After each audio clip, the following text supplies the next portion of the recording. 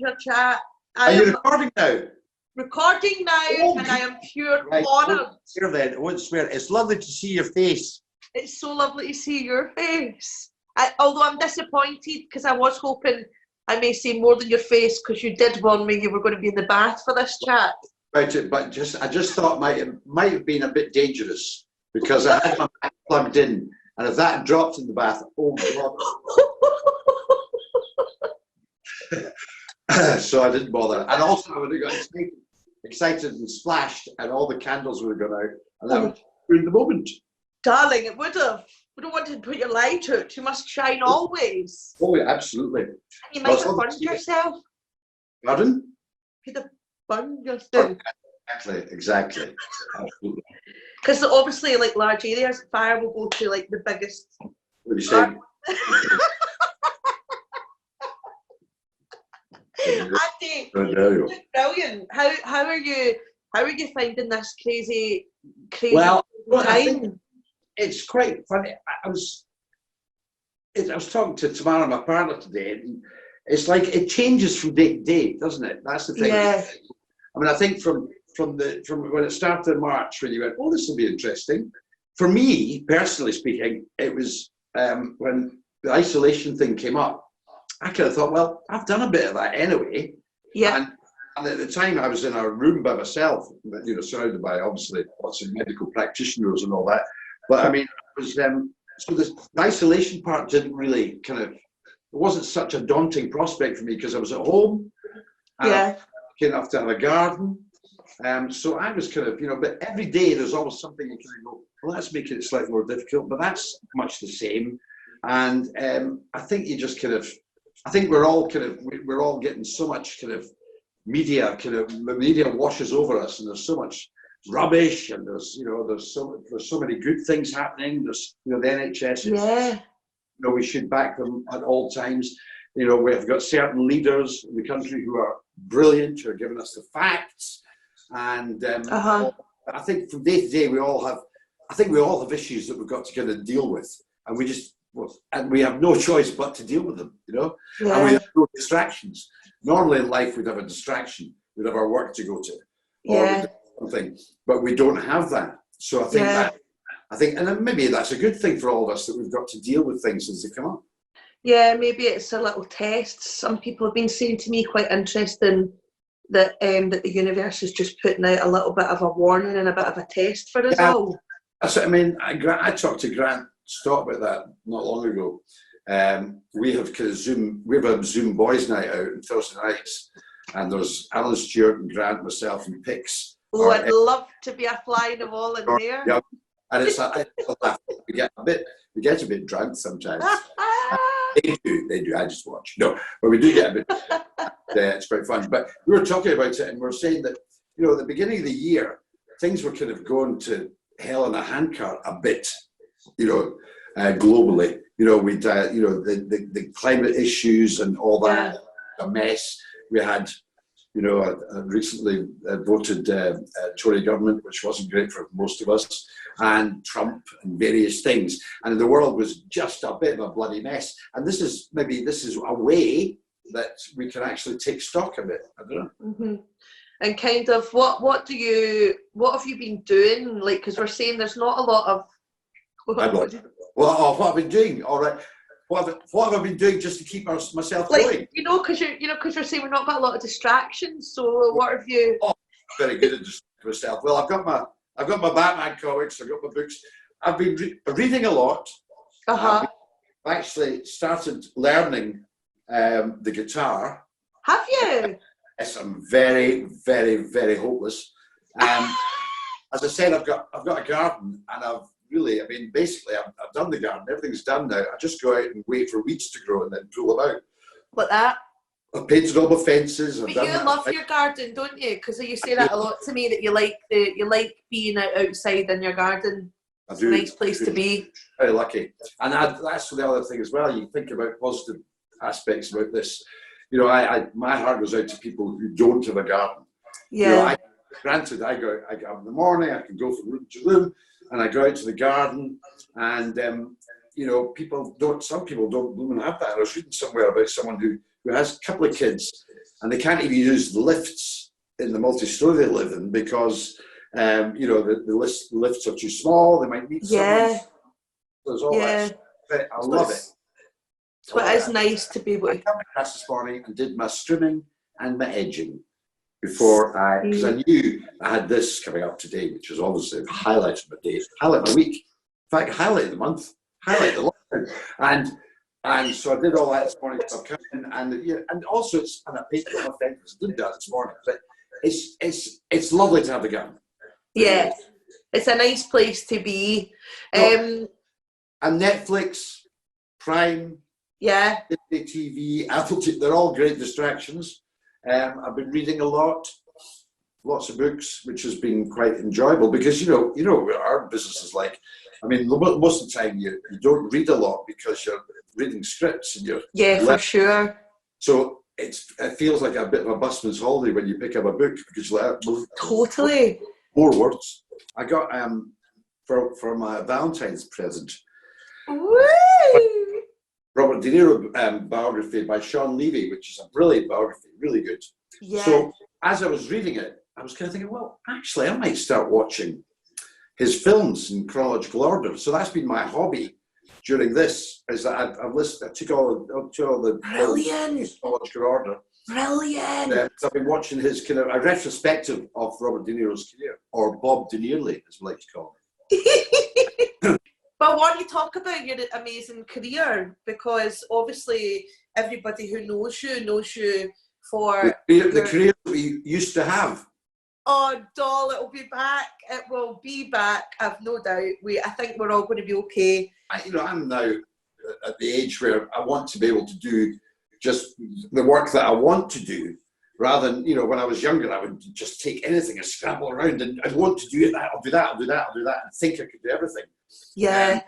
But I think now that's it gives you a bit of perspective that you can actually go, right, I want to do that. That's interesting. That'll be good. Yeah. And also, this is a good way for to look at our careers from a lockdown perspective and go, all right, well, I won't do that again, or I'll be better when I do that, or Yeah. So, kind of. More people are writing, more people are deciding you're doing this. Yeah. It's funny, isn't it? You're kind of finding yourself in foreign territory because for me, interviewing, as you pointed out, everybody that knows me, it's like, Leah, how are you going to interview people because you don't stop talking?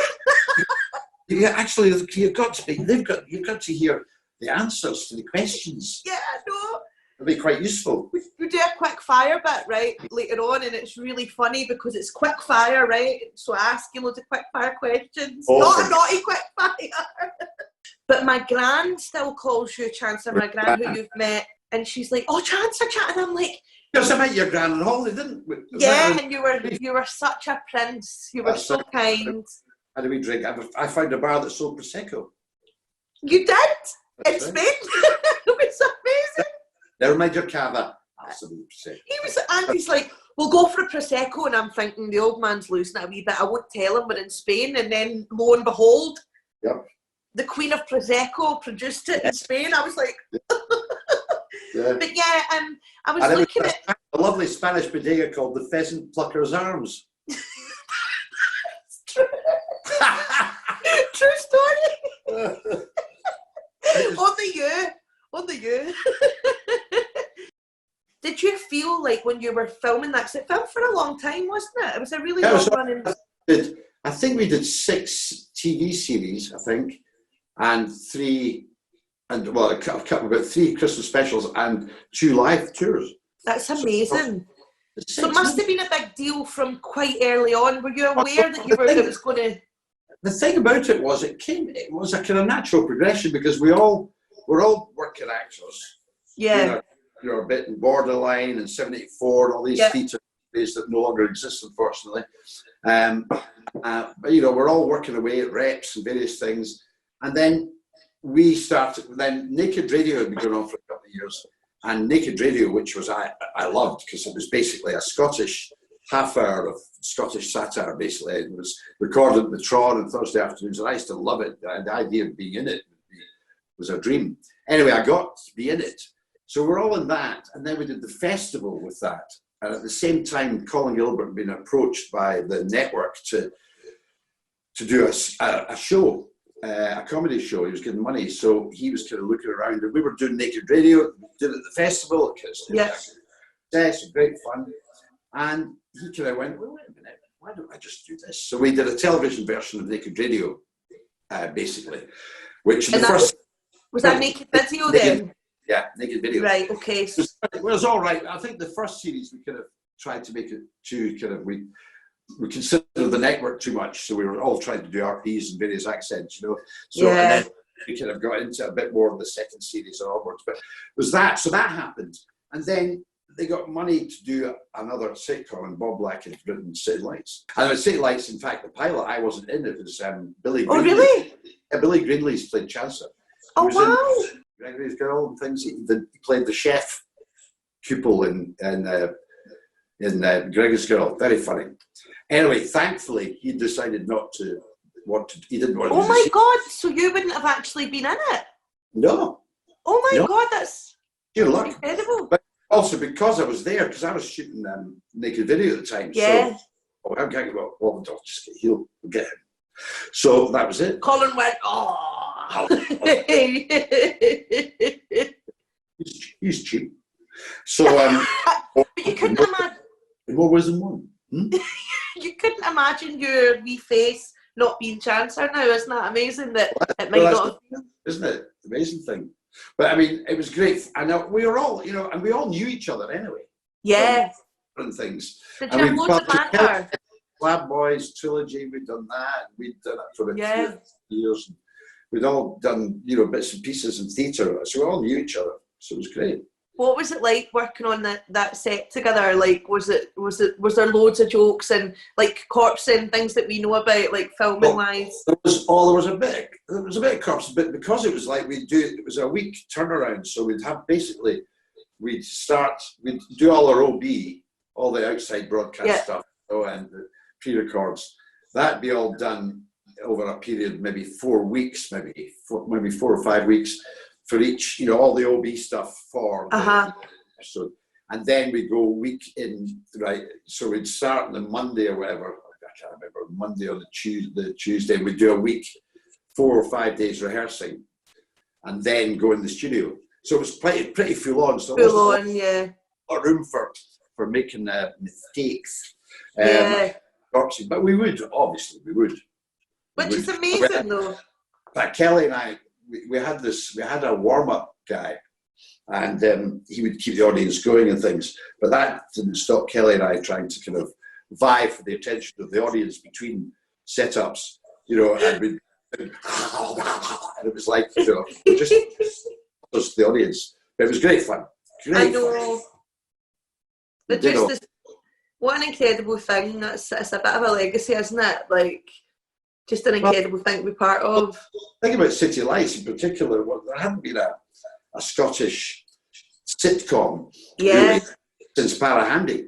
You know, and I grew up with Parahandy. I used to watch it with my grandfather. And, oh my God, this is amazing. I love it. And then later on in my life, when I worked in Perth Rep, I worked with Wally Carr, who was in Parahandy, and and we Alex McAvoy and all that. So it was great. So, but so that it had a unique kind of position, I suppose, because people, the Scots people really took to it, you know, not just Glaswegians because it was set in Glasgow. They certainly did, but Scots generally were really supportive of it because they were a wee bit lukewarm initially. They were kind of, oh yes, do we need this, you know? And of course you need it. Yes. But the public really liked it. They took it to their house, and we kept doing it until basically I think it had run its course. It was time to, you know. I don't know, surprised to any of us when we had a great run at it. Yeah. Right? Of course, we all finished it by like that. Well, wait a minute, we're not on TV anymore. What are we going to do? And it's like, you know, I love actors when they say, well, I had to reinvent myself.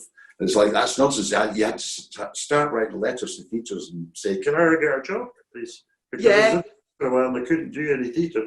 So we did all that. So that's actually, so isn't it? Does it feel weird to you? It's really hard for me to do this interview, right, without being pure super fangirl, because you know, like I am, right? So I'm trying to not be too fangirly, but that said, you talk about Parahandy and things, I'm like, does it feel weird to you, like, to know that you are, like, you're in that group of actors now when I go, oh, is that Andy Gray? It doesn't feel really, weird. I don't really, because it was a job and because it was a certain time and it was because I don't feel any kind of big thing about it, if you know what I mean. It's really weird. It's like every job's a different job and you take a lot from it. I mean, I have a kind of, I don't have a rose-tinted view of it, but I have a very kind of healthy kind of love for it, because apart from anything else, we've lost Kelly and Big Ian McCall and Jan, and these people, and you know, they're no longer around. So there's a part of that which is a very lovely memory, and lucky to have known all these people. But I don't really have a kind of rose-tinted view of it at all. I don't feel that, well, I did this in Lines, so I know this. It's just, it was part of my, you know, it was part of my career, part of really, you know. But that's what's, I think, so nice about you, and that's why it's like we're joining our family, and I was like, we were so excited. I was terrified as well. Isn't it? You would never... I remember coming into the makeup room for my makeup test from Elvis stuff, and you and Gail, and you had all your sides all in your books and all that. You went, this is what you got to do. But it was great fun. But that, you know, that again was like, you know, you're going onto the River City set. Was, you know, everybody's really, you know, I mean, they're under the cosh constantly to produce that amount of television. It's incredible how they do it. But everybody was so supportive and so great. And also an aspect of it was everybody just was getting on with it. So you had no choice but to get on with it. So I felt pretty much at home after about a day and a half. Yeah. You know? And then when I got my first rewrites, I was like, oh, I'm the same as everybody else. I know. You know, but it was, I think, and that, so I never compared it to any previous television jobs I did or anything, but you take an experience on, and you hope that your experience, anything you've learned from previous work, will help you in that, you know? Yeah. Also, you kind of, the other great thing I think about this job is you meet different people all the time, and you're working with different people, and you get very close to certain people. You know, we did in our kind of family unit. Yeah. You know, with you and Kath and Gail, and you know, me in the bar and living in that house and Sanj and all that. It was a kind of unit. We were that kind of part of the River City team, and there was you know, the books over there, and there was these people there. So it was great. So you become very used to the people you're around and doing scenes with. It becomes very for sure enjoyable. It's just interesting because I was looking at like how much you've done, and I just think that's part of the reason, apart from the fact I just love you anyway, you know, part of the reason for this chat is like you've done so much. Like, so people that inspire me kind of is like, I look at it and go, what would I like to do? And I'm like, well, there's somebody like Andy who's works in film, theatre, television, you know, and played such a variety. And of course, I need to ask you about pantomime. Oh, pantomime. Because you are literally, in Edinburgh, one of the kings of the pantosphere. Well, we've been there for a while. A wee while. How long? Well, I think, I mean, I never know. Alan Stewart doesn't really know either. Can you share a picture while you're telling me this? And Grant knows because he saves the posters that has them all over his house. No pictures of the kids or anything, just the posters of Panto. But look at that. Oh, here you are. Marvellous. That's what was that being? Is that Snow White? Maybe is that the Evil Queen? It could be Snow. Could be. Yes, it's Snow White. You're right. Absolutely, Snow White. That's it. Let me see if I can. That's yeah, that is Snow White. Yeah. Yeah, I've got another one. Let me see. I like this. I like this one. Yes. Now that's definitely Cinderella, because I'm playing a very old Buttons. Yeah, because that looks like the forest, maybe, doesn't it? Yeah, I think so. Or outside the palace or something like that. Yeah. And that's us doing a very mild reaction. Grant's slightly behind us reaction-wise, but nothing new there. So obviously how many years have you guys been doing? Well, pantomime? I took 3 years out because I was poached to go to Glasgow, so I did Cinderella in Glasgow with Kelly. When was that? When would that have been? 2000 and it was certainly 2000s. It was probably about 2008, maybe something like that. That's why, because I was in Australia. Poached to do that. That was just because of the way that the negotiations go. Sometimes you've got to sacrifice things, and sometimes you've got to make a move to make a point. Yeah, for sure. And I was supposed to be there for 3 years doing the Glasgow Kings, but I took a following year out because I was offered a tour with Rick Mail doing Belmont that was going to go into London. But it didn't work out because I think Rick was starting to get quite ill at the time, and he kind of pulled out, so the whole tour disassembled. So that was it. So I came back and I did the Honor More panto. And then Michael Harrison, who who runs Kudos, he phoned me and said, I bought you back from First Family, so you're coming back to Edinburgh. So I went back to Edinburgh 1 year. And it's been great. So I think it's about 18 years or something we've been doing that. Amazing. I've been the Kings before that, and then gone away. I've been Aberdeen for 3 years in the Trot as well. Yeah. But I worked out last year that I was 40 years in the business. I've been 40 years an actor now, and I've only missed panto once when I was doing a Christmas special for City Lights. So it means I've done 39 pantos altogether.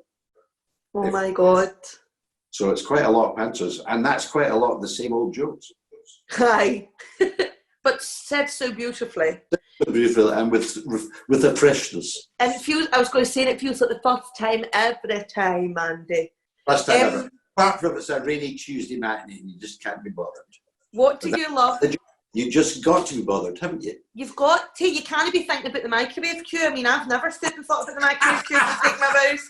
Do you know what I find funny? Like, because I've been lucky enough to play like Female Dame last year, which was amazing. Yeah.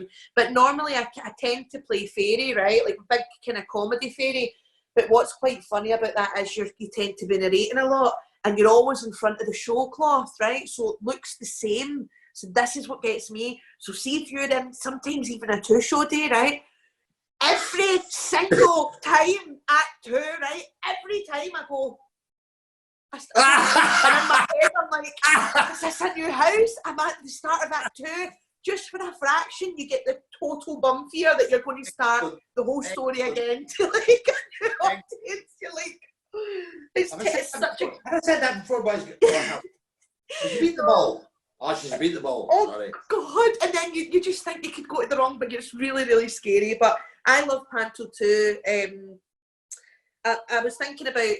I'm presuming this. I'm not sure if panto's where you met Grant, or did you meet before? No, it was. Yes, it was. It was. He had. He liked, as he likes to say, I used to come to theatre to see Andy Gray and things, and that was all right. When I was a child. One of his birthday presents, so he got tickets for City Lights for the tour at the Kings of Edinburgh. So he likes to talk about that. But we met. That was the first time we met. So that was it. That was and out of that came our fringe shows and all that stuff. So. Yeah, it's like not only a beautiful friendship, but a beautiful duo, a beautiful double act we would never have really put together, actually, before that. Well, it was funny because it was years when I was doing panto with Grant. It was Eddie Jackson who used to run Borderline Theatre. I love Eddie Jackson. And Eddie used to come and say it, and Eddie said that Grant Stott's not bad, And Grant was getting slightly more to do every time. He started off as the kind of young, handsome prince. He used to be, basically, we used to take the piss. But then he got more and more to do. Then he started getting the villains and all that. So, and I thought he was great with a script. He knew how to work a script, and also I used to go and see him hosting things and doing his Radio 4 things. He's a great host, isn't he? He's brilliant what he does. Really good. And it's great now on the radio and his Final Collective and the afternoon show. But I also, and he likes to tell it that basically he said, yeah, I'd like to do a Fringe show, and I go, I'll do one with you. I said I never said that anyway. So I said, well, I'll do it. And Karen Corrin, we spoke to Karen Corrin and said, Grant and I are thinking about doing a show at the Fringe. So that was it. So we did. I bet she was delighted. I bet she was like, yes. Yeah, she was right behind us. Went, okay, we got a script together from Philip Meeks. We did a bit of changes in it. We got Sam Kane up who directed it, and then as years progressed, we did a show every year. Apart from he did he did Tales from Behind the Mic one year because I was about to start River City, and also I was doing Tommy's Honour. Of course, yeah. So I kind of took a year out and directed it, but then I went back to see a couple of nights, and I thought, I'm not doing this next year. I want to be in the show because I'm not missing this. Yeah. A lot of laughs here, and I'm not getting any of them. Yeah. But anyway, we manage it. But it was great, and then so that's been great. So we've got plans. Obviously, we're going to do the Fringe this year, which will not. Yes. Play this year that Alan McHugh's written. Oh, I love Alan. It's based on my story, but not on me. Right. So all my experiences from my illness and through treatment. So we're calling it Chemo Savvy.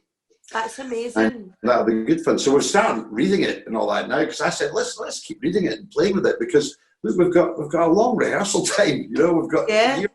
So that's amazing. I was going to chat to you about being unwell, and just before that, because it kind of leads into it, I was going to come back to River City, because we chatted about that earlier, about when you joined as Pete Galway, and we were elated that you were joining the McLean family. We got to do some beautiful stuff together. You and Gail have had the most gorgeous journey with, being on, being off, getting married. But what I loved most personally for me was getting to work with you on the bipolar disorder storyline, which was his story the whole time. It wasn't really a storyline. I mean, it's part of him. Which, what I loved was that, and this is part of the reason I'm doing these interviews, is because everybody knows a person, on the face of it. But I really got to see a side of you that's quite serious, because you're really kind and warm and jovial. But then I really saw a really serious approach to work, because you were so, rightly so, really, really dedicated and adamant. You were like, no, this has got to be right, and this must be researched. And anything that wasn't quite right, you were like, no, we need to look at this. And that's a responsibility, isn't it? I mean, there's responsibility people that I'd spoken to that were advising on it, the bipolar issue. So that was a responsibility. Yeah. And also, I've got to say, the writers did brilliantly, an amazing job. Yeah. I mean, they found things which I didn't know about, so I'd have to read up on them and things, but they did an amazing job. And obviously, the rest of the actors, everybody could have got right into the whole thing, because it was a bizarre storyline to do, because it was all about highs and lows. Yeah. It was a very difficult one to pitch, but it was really great. And the writers were just fantastic, and they would do a lot of research and before they wrote it, but also they'd do a lot of chatting to the people that we were getting advising us, and I talked to them a lot. And it was interesting when he had another episode quite later on, before I had to leave the show. There was another episode, and because there were things that that didn't gel with me because of my experience of doing before, I could go to the writers and say, see, this wouldn't happen because this is, and they were writers that weren't involved in the last lot. So they learned from that immediately. So it was great. It was great. And of course, with people like, our friend Gail she's something else. And, that was one of the highlights for me, the whole River City thing, was the partnership I had with Gail throughout, That's lovely.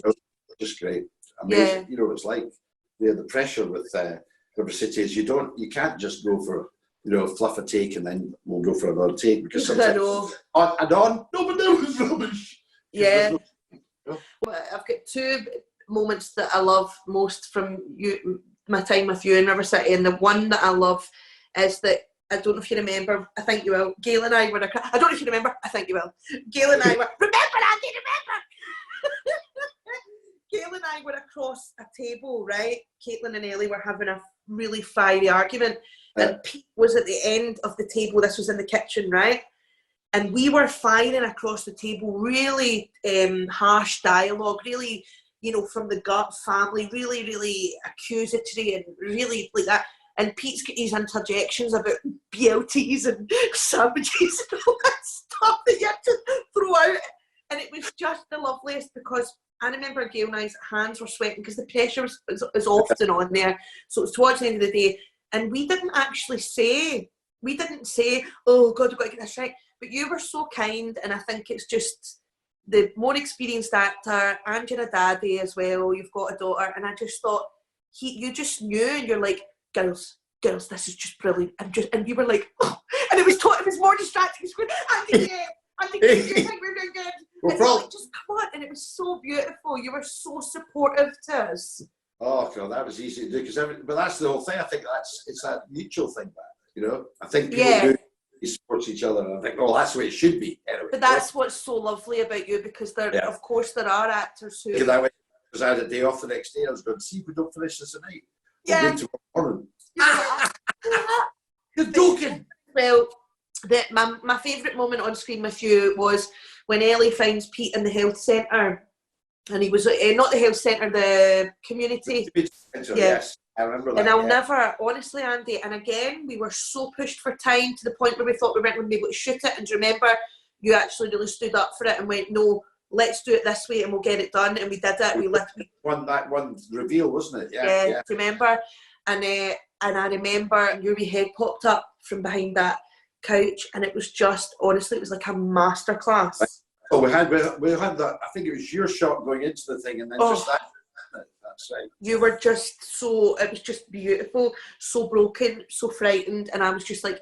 And I remember in the scene, the tears coming down like that, and I was like, Leah, stop it, because it was meant to be about Pete, and I'm like, because it was so beautiful, and that's a special moment I'll take, because I came out of there and told everyone, I was like, I just got a masterclass in acting, and he doesn't even know. I was like, he was just doing his job, and I was like, I didn't. I also say that pressure to get it done. You kind of go, yeah. And also any kind of acting and any strings that people are going to see are not there. It's just what's there. Yeah. We would always get quite tired, and it's very busy, and it can get stressful. But I remember you starting to feel a bit more tired, and quite often, because I used to always find you. We did a video, remember, I said you used to make like Gandalf on the, but you used to. When I ever watched you doing your lines, I used to go into the green room, and quite often, and that's one of the sad places, because you're never there, you know, because you've been off for a bit, and I go, where's Andy? Because I open the room, he's not there. But you used to often be pacing, doing your lines, right? Like, we all do it. We all do different things. Yeah. I'd be in my dressing room on my dictaphone, and we do different things. But I remember then how you'd come in the green room and you weren't pacing anymore. You'd be like lying. You were doing your lines, but you were sitting down. And it was a couple of times. It took me a couple of times till I thought, actually, that's a bit weird, you know. And I never said anything, obviously. And then I remember when we would sit when we were on set, we used to sit and we often lie about. Some people go to sleep it's a thing, it's not frowned upon, it's very much you relax. But it was something you never did. And you would see you kind of not sleeping, but just kind of really trying to take a rest. It was just a terrible fatigue, you know. Yeah. And I learned about when I was diagnosed was fatigue is slightly different from tiredness. Tiredness, you can get, have a wee seat and have a wee kind of, and then you're up, you're fine. Fatigue, if you have a wee lie down, it doesn't really help at all. Yeah. That's one of the things, because I remember Mark McCartney, I talked to Mark, one of our producers, about this, and he said it was because you were just, you didn't want to do that, you didn't really, I was kind of going, I want things to be easy, and I wasn't like that. Oh, really, yeah. And then that's when I said, I don't know if I want to do this anymore, but it was just because I was tired, and I was going back to my digs at Tony Curry's, and I was, having something to eat, looking at my lines, looking at the script, and I go to bed at 8 o'clock, and then waking up in the morning and go, oh, why am I so tired? And that wasn't. I'm absolutely happy to be alive. Basically, I'm here, and 2 years ago, it wasn't quite the same, and I was, as you say, I was tired, and I wasn't great. There was something wrong. Anyway, I went through, as you know. Myelodysplastic syndrome, which is from leukemia, and that was a year of, almost 7 months 8 months of trying to have tests to find out what was wrong with where it was coming from in our bone marrow, which is where it comes from. Basically, your bone marrow gives you all the nutrients you need, all the hemoglobin and the platelets and immune cells. Yeah. Mine's working. It was working fine, but it wasn't working enough. It was not putting out enough good cells. So that's how anemia then. So then I got transfusions, but then they decided that I could probably, if I was lucky, have a transplant, which meant basically wiping my entire system out and getting stem cell from my sister. So I did. So to cut a long story short, I went through all that. I was looked after magnificently by the wonderful, and as we all know now, fantastic, we can't do without NHS. The most amazing people right through the NHS. And now I'm sitting at home and I'm doing the garden every day. I have a few wee niggles, but they're expected niggles from having, my immune system wiped out and stem cells. Yeah. They're only tiny things. They are nothing. And some of them I've got to put up with because I know if I'm putting up with them, that means that something good's happening in my body. So that's it's changes, isn't it? 2 years later, I'm absolutely, well, pretty much I could say brand new. You're brand new. You're quite like a big protector, like, oh, Andy, I'm going to greet. Oh, no, you did. You're such a papa bear, you always know somebody's not all right or whatever. And I think that was the scariest thing, was that you go, because we see you as a really strong man, mentally and physically, a real presence, even though you're so kind and you don't have a status thing, and it's so lovely to have chatted to you about that, to understand why you don't have that. And it's so lovely, but you do have a real presence, and I think when that happened, we were like, how can that have happened to that person that we, is like this kind of beacon almost. And I think that's the scariest thing, is to go, doesn't discriminate against anyone. It just... There's a lovely thing you're saying, and I really appreciate it, I really do. But I mean, I think, that's because I was having a great time working with you all.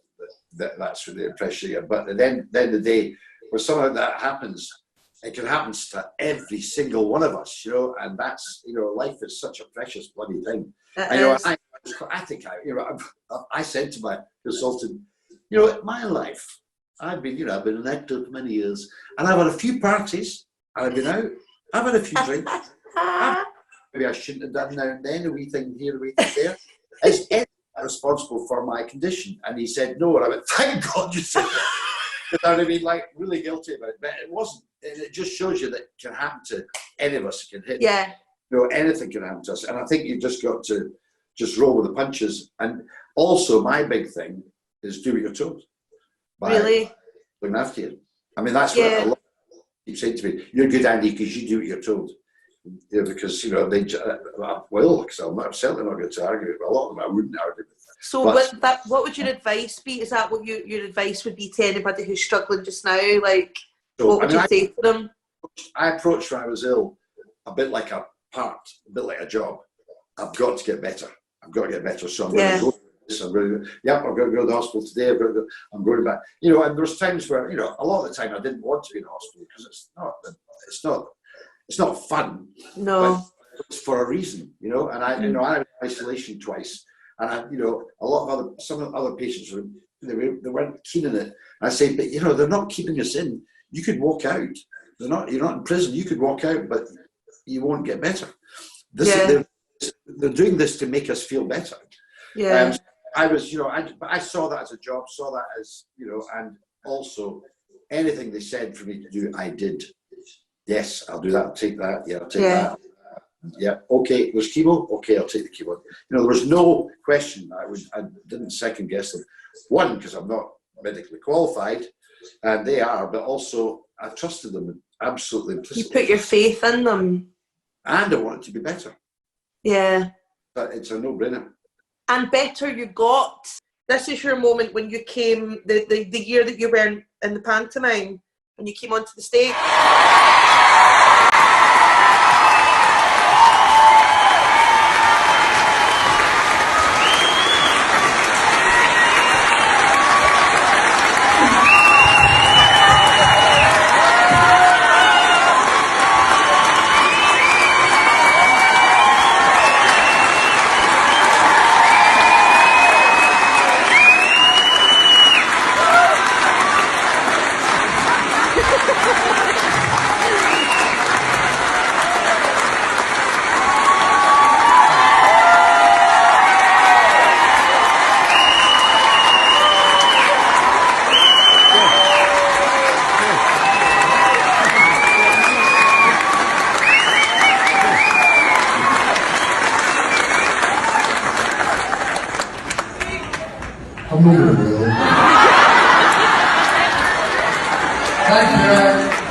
I watched this tonight and it's, is it always that blooming good? It's absolutely wonderful.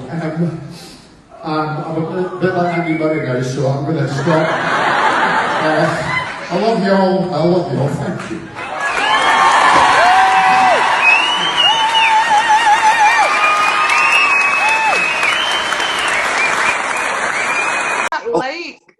What's it like watching that? Great.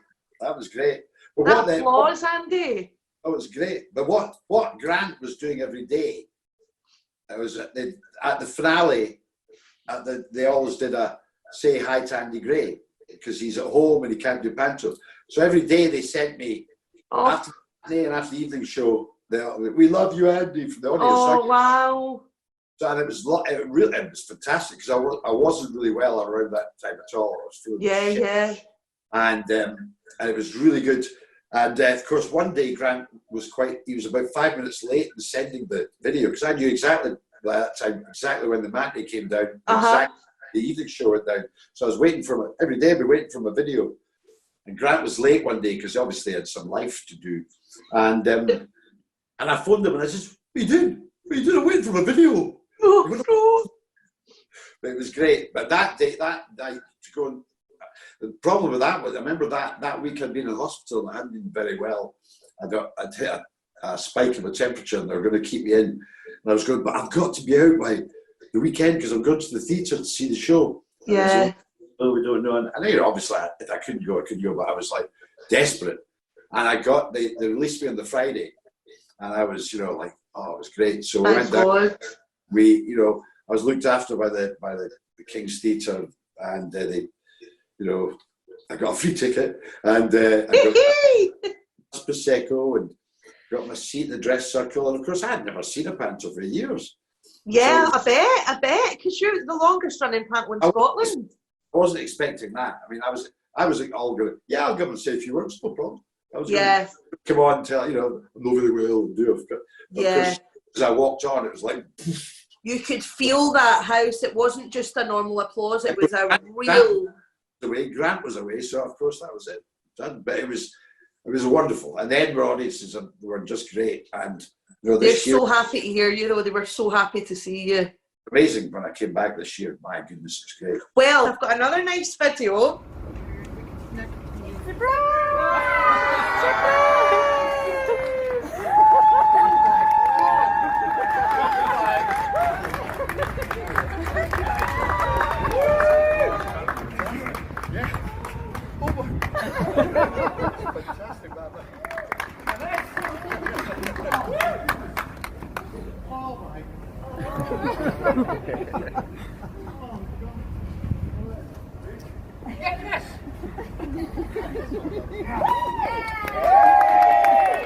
Great. That was fantastic. What was that like? I mean, you were so well, I was completely, as you can see, because I had to hold on to the bloody wall. But Ed, the director, we're just finishing rehearsals, and Ed said, I want you to come up to the front of the house because they want to see something about my costume. And I went, right. So I was like, go over there, see if I can work with it. So I followed him, and of course then I went, there's everybody. And he was going, just come out, Maggie wants to see about that thing in the costume. And I went, right, okay, right. So I'm walking up behind him and then it was amazing. It was Kim from front of house, one of the front of house managers, and the front of house staff and the Capitol Theatre's staff, they had organised that, and it was just great. And I got a batarang, which is Batman's weapon that he throws, and they all signed it and things, and it was just because you love Batman. I mean, not everybody would know this. You are genuinely. I love Batman. I have all the comics. And in fact, there's my birthday card from. This is my birthday card from when I was on the 18th April from. So I read the comics all the time. I've got various Bat things all over the place. And you look, you are Mr. Batman. And then we started to say you were Batman because you've been like a superhero in your recovery. Yes. But did you? Well, actually, the great thing is I started to call myself while I was ill and all that, and getting treatment, and I was moving forward. I used to kind of send it up a bit, which was my big. So I was, especially Gail, I would say I'm cancer born. And then she got The guy does their artwork for the dolls. Yeah. She got me this poster, which is basically the front of a superhero comic book. Cancer Boy. Couldn't be more thrilled. It's great. Andy, I'm going to do a really quick fire round with you as promised. Is there a prize? What? Is there a prize? Maybe off camera, right? Anyway. Not again, Andy. Not again. I used to call that the River City Perk. Oh, in my dreams. Do you remember I used to say that? It was like quite embarrassing. So like, Andy gets pure fit, by the way. And I'm like, right, Leah, shut up. But yes. Right, you ready for your quick fire questions? Right, okay, right. Okay, pop music or rock music? Rock music. Cool. Pancakes or waffles? Pancakes. Yes! Hot chocolate or coffee? Coffee. Yes, thought you'd say that. Text or phone? Text. Text. Theatre or cinema? Cinema. Really? I thought you'd go theatre. No. I only go to the theatre if I'm in it. If I'm in it. That's terrible. That's a terrible thing to say. Love or money? Love. Oh. Book or movie? Movie. And book. I'm sure I'm going for book and movie. Because I like book both. At the cinema? Yeah, like I read Jojo Rabbit after I saw the film and things like that. Yeah. Yes, I get you. Comedy or horror? Comedy. And East or West? East or West? Oh. West. West is best. Right. Only because I'm in the East, so West is the other alternative. Yes. So I've got a would you rather, right? A couple of funny would you rathers for you. Would you rather? Well, this isn't funny actually. That was quite bad. Wait, I'll start with a funny one. You can cut that bit. That's fine. You can edit that. No, I won't because you're laughing at me. It's just golden. Like Would you rather wear clown shoes every day or a clown wig every day? I would rather wear the wig. Okay. Would you rather be able to run incredibly fast or jump incredibly high? Run incredibly fast. I love that you're going, really? I might come back to you and go, listen, see that thing, situation? Can I change my answer? Because I'd like to high. Yeah. Would you rather always have to skip everywhere or run everywhere? Oh, I would skip everywhere. If I could, it'd be great to skip about. Hiya, how you doing? Just to skip about. I'd love that. I'd love to do, you know that people in a bar, they go out for drinks. I'd like to be able to go out for drinks like toddlers do. You know, just go out waiting for your drink and things. Andy, you do that. Prosecco, Oh, we're going to eat. And it's 2 o'clock. We've got another couple of hours. I'm glad you're doing this because it must be good for you to do it as well. Yeah, I like it, and it's sometimes it's a wee bit pee your pants exciting, like today. And I'm interviewing people that inspire me, and you inspire me so very much, and I'm so glad. Funny, yeah, that's been one of my lockdown highlights. Yes, thank you so much, Andy Gray. Loads of love. Thanks soon, eh?